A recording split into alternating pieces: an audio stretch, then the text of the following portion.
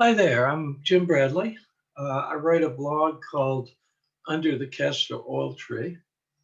And on this YouTube channel, I've been reading some of my blogs. Um, the last several weeks, I've tried to not be political, though as a human being, I'm very political because of these hard times. And with the twin problems of COVID and the president the current president being unable to accept his defeat, it's an awful time to be political. So I'm going to read you a passage from a manuscript I've written about my um, my parish ministry experiences, and I've shortened it quite a bit. So if you want the whole thing, you need to go onto my blog. It's under the Castor Oil Tree blogger.com and read what I've left out for this. But this passage is about two priests, Snork and Jack. Both Jack and Snork swam below the surface of the rough seas of the institutional church. They had internal radar detectors that warned them of the church's speed traps. Both did mostly what they wanted to do with great grace and no need of acknowledgement, but gave wide berth to potential pitfalls. They were both in their own ways more radical and non-traditional than I ever dreamed of being. And I dreamed, oh beloved, I dreamed. And yet they pulled it off without drawing attention to themselves, covertly burrowing beneath, going under and over, but never straight through. One bishop I served with called me his young Turk, but he always knew where I was and what I was up to. I was on his screen and seldom confounded. Um, Jack and Snork were Turks beyond compare, but they were secret Turks, undercover Turks, wise old Turks, worn smooth by life. The older I got, the more I became like them. At least that is my hope and my prayer. Snork was chaplain to West Virginia University. And what that required was him being all over campus talking to people, being in his office talking to people, sitting in the coffee house known as the last resort talking with people, and at other times talking with people. Late in my ministry, someone asked me exactly what I did each day. And I thought for a moment and said, I walk around a lot and talk with people and hope that I listen more than I talk. Snork taught me the real tools of priestcraft are speaking and listening, hopefully listening more than you talk. Snork was a consummate listener. From time to time at the house church we called St. Gabriel's, he would even listen to the words of consecration at the Eucharist. There were 30 or so of us, all under 30 except for Snork and Archangel Mariah, who I wrote about elsewhere here. And most of us were new to the Episcopal Church. So at the Wednesday night Eucharist, Snork would ask if anyone had a birthday that week. Whenever someone did, Snork would let them celebrate the Eucharist while he did what he called the manual acts, elevated the bread and wine, making signs of the cross at appropriate times, breaking the bread, always home baked at the end. We thought nothing of it, though it violated more canon laws than you can imagine. What do we know? Snork was the priest and he said it was perfectly all right. Here's a startling thing. Out of those 30 odd people, 5 of us went on to become Episcopal priests, including my friend Jorge and I, and the first woman ever ordained in West Virginia. We each had our own reasons, but I can't help but think that having once said those magical and mysterious holy words that point to the living reality of Christ in bread and wine, you can't get it out of your system and want to say them over and over again. And unorthodox form of discernment, but one that seemed to be very effective.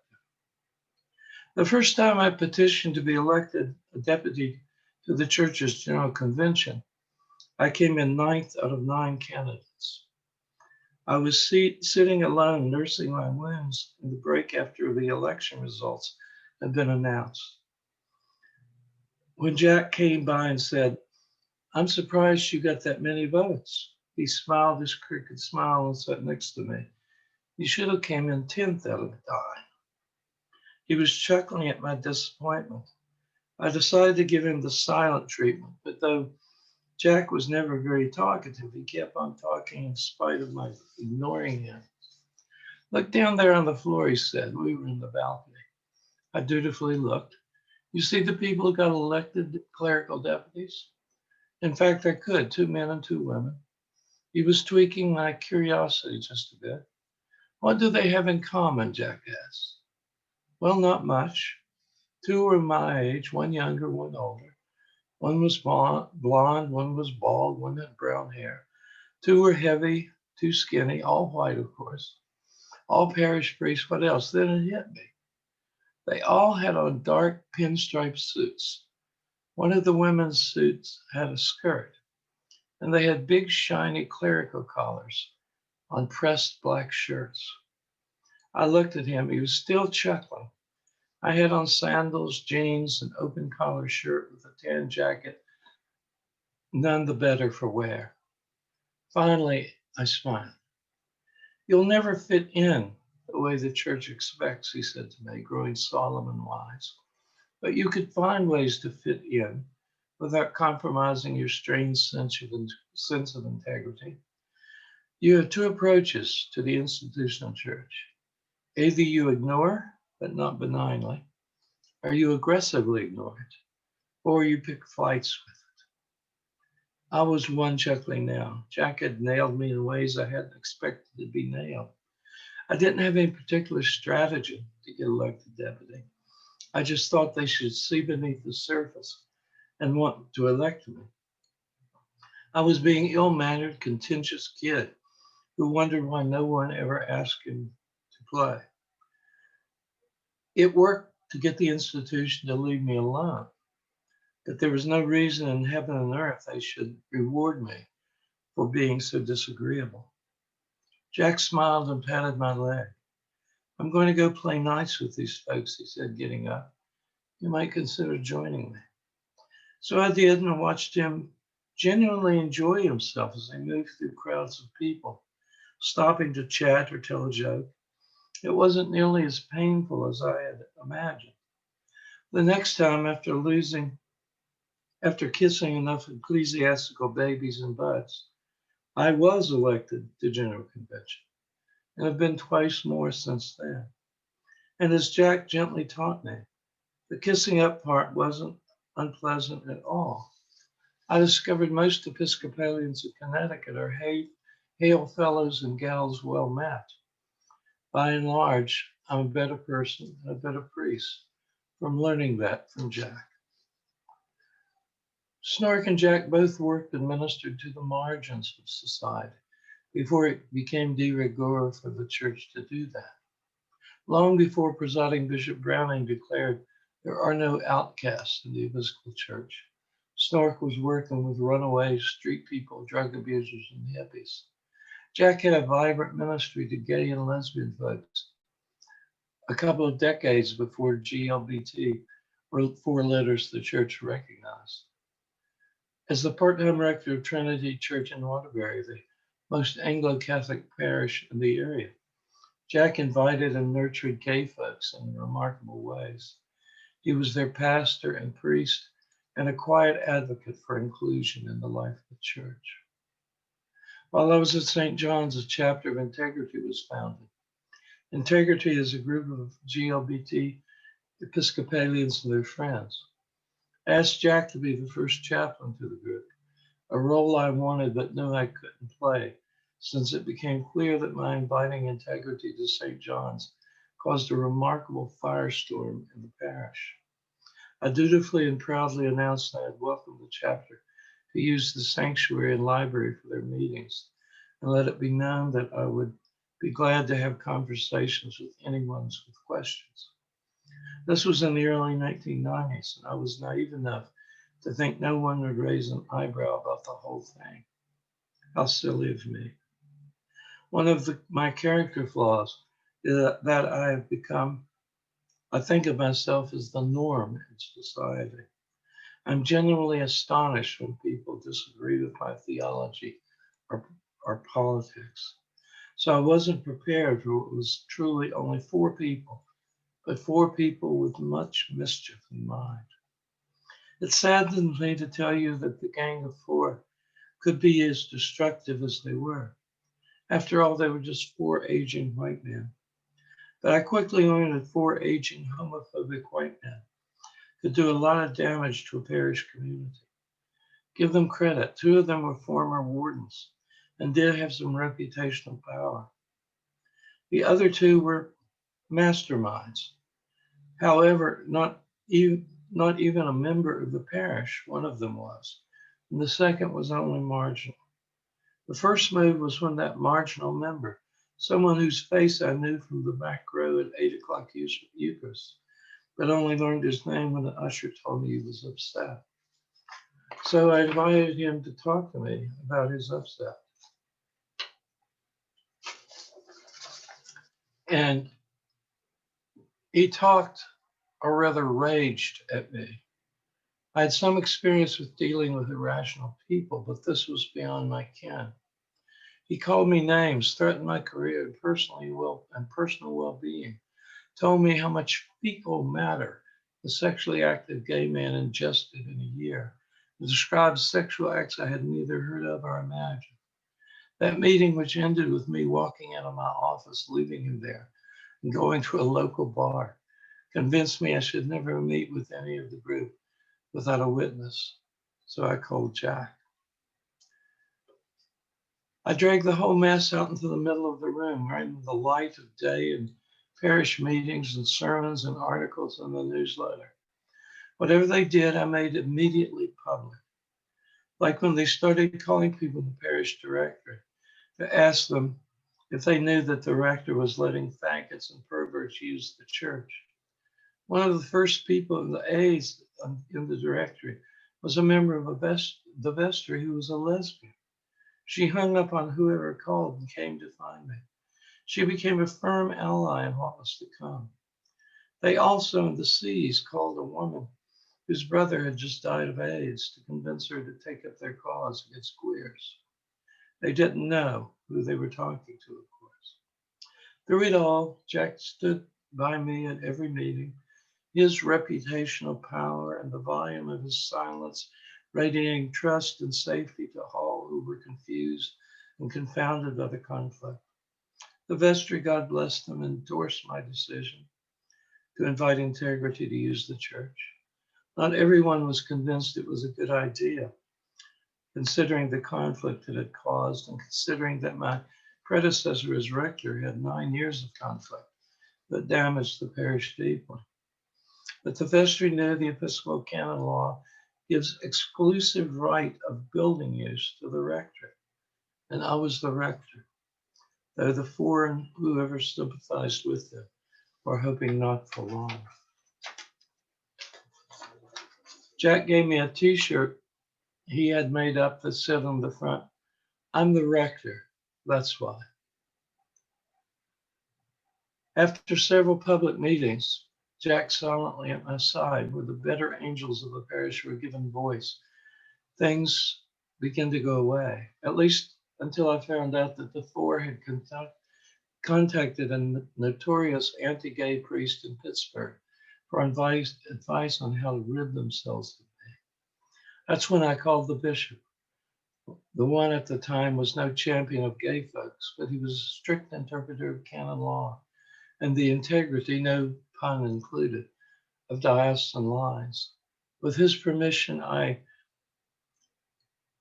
invoked the disciplinary rubric on page 409 of Common Prayer, the part about denying communion to those who had done wrong to their neighbors and are a scandal to other members of the congregation, telling the four I would refuse them give them a host unless they ceased and desisted. Within a month or two of them died and one moved to Florida. The fourth member of the gang, bless his heart, repented and became once more a wonderful member of the community, going out of his way, I heard, to welcome gay folks to St. John's. All Jack told me after that was, "Well done, good and faithful servant." Jack could get away with saying things like that.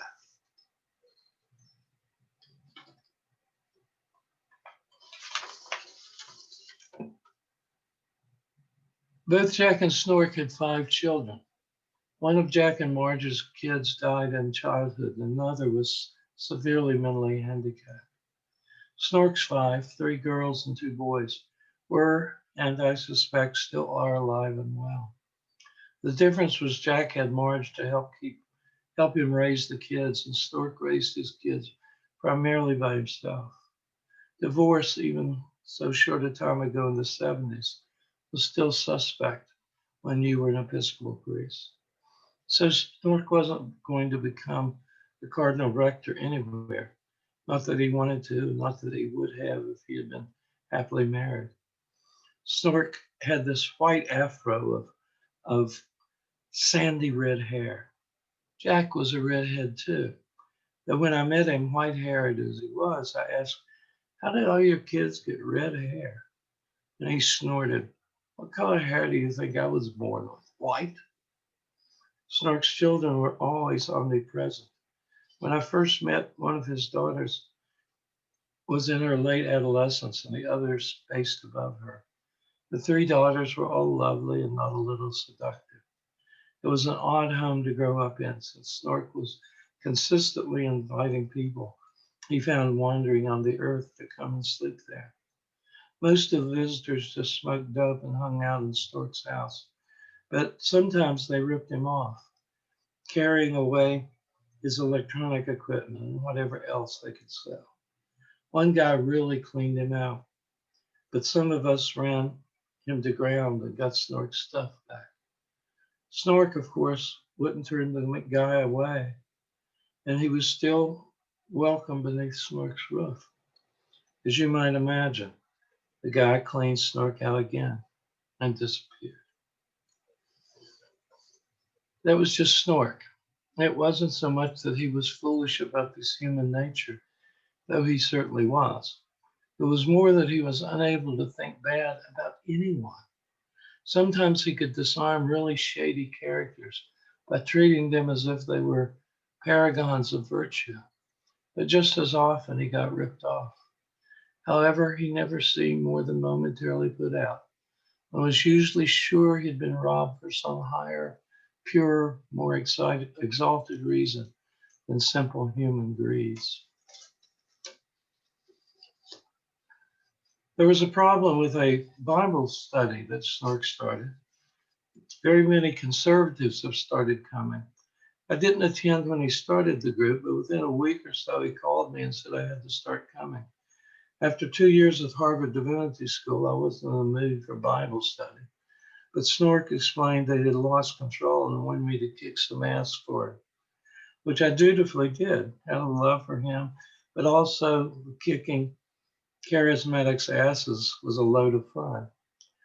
It took about 2 more sessions marked by much yelling and accusations of me being a heretic at best and a hater of the baby Jesus at worst.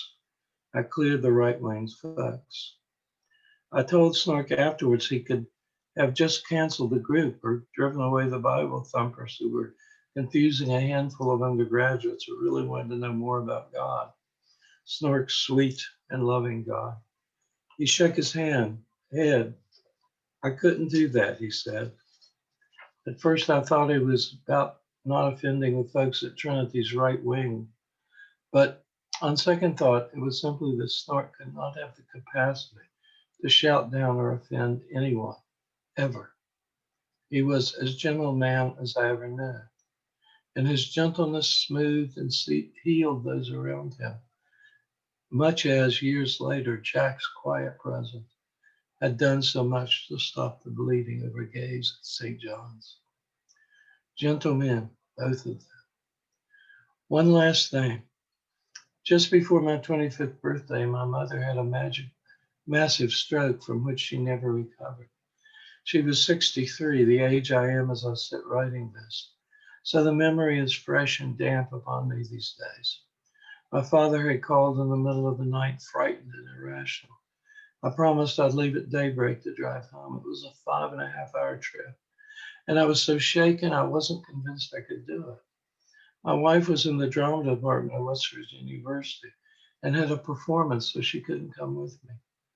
I woke Snark up to tell him to think gentle thoughts for me as I drove. Instead, he insisted meeting me at Trinity Church at 5:30 the next morning. He was unlocking the chapel door when I arrived. I lived only a few blocks from the church, but my hands were shaking as I drove over to the parking lot. Snork wordlessly embraced me and half led, half carried me into the dark chapel. He told me to sit and that he would be right back. I sat in the early morning light in that Gothic chapel, smelling the stone and candle wax, listening to the profound silence of such buildings, waiting, hardly thinking at all, frightened and then settled. But there was no way I could make that drive to Bluefield. I started thinking of someone I might ask to drive me, having Snork take me to the airport in Pittsburgh or to the Morgantown bus station. Then he was back, decked out in full Eucharistic vestments over his jeans and sandals. I'd never seen Snork wear a chasuble before, but he did. He had one of those useless anachronistic maniples that no one ever wore. Before I knew what was happening, he had started saying the words of the communion service in the 1928 Book of Common Prayer, words so solemn and beautiful that I stood as he prayed. He gave me communion and anointed me with healing oil. Then he embraced me at the altar rail and said softly, "I think you can do the drive now." And I did. All because Snork gave me communion and anointed me. There's more to this, but I'll leave it to you to read on my blog. Jack and Snork made a remarkable influence on my life and, of course, my ministry. They were both good and gentle men, and I love them to this day. They're both dead now. I helped carry Snork's casket, and I preached at Jack's funeral. I said goodbye as best I could to two of the best men I ever knew. I'll let you go now. Hope to see you again. And remember, wear a mask, wash your hands, socially distance. Have a great Thanksgiving, but a safe one. Be well and stay well. This is Jim Bradley saying goodbye.